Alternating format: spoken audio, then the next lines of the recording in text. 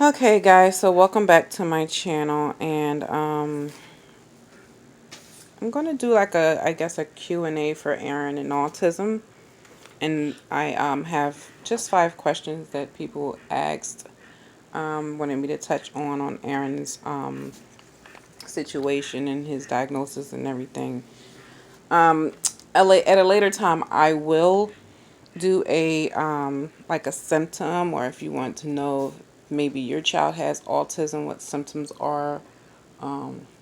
But yeah, I'm gonna do 5 questions, and I'll give you guys the answer while he's busy right now. He may not stay this way, but I wanted to do a whole thing with him doing finger painting, but I think he's ready for a nap, and I am too, so I'm gonna do this now while he's settled.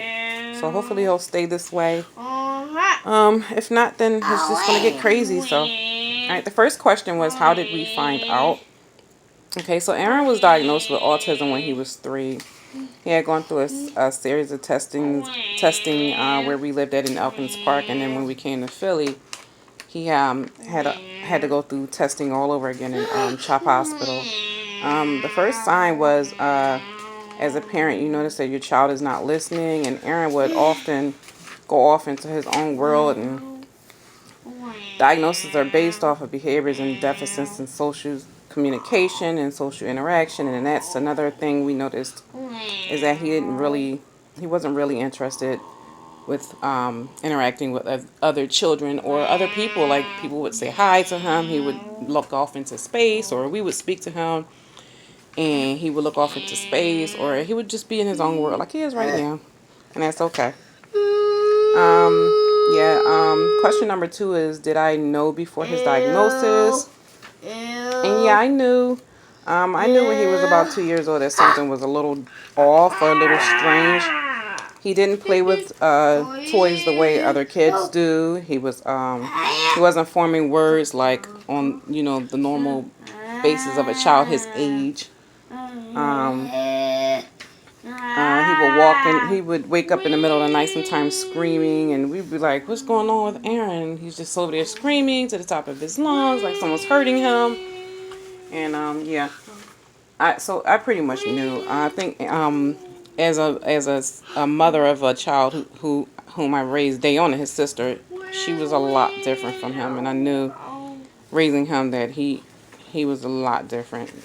So the third question is, does Aaron want friends, or how does he react to other children?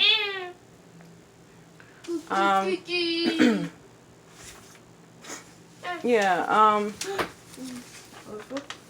it's a big misconception about children who have autism. It's like, some people think they want to be left alone, or they want to be bothered, but I really do think all children want to be like socially accepted and belong to groups of friends.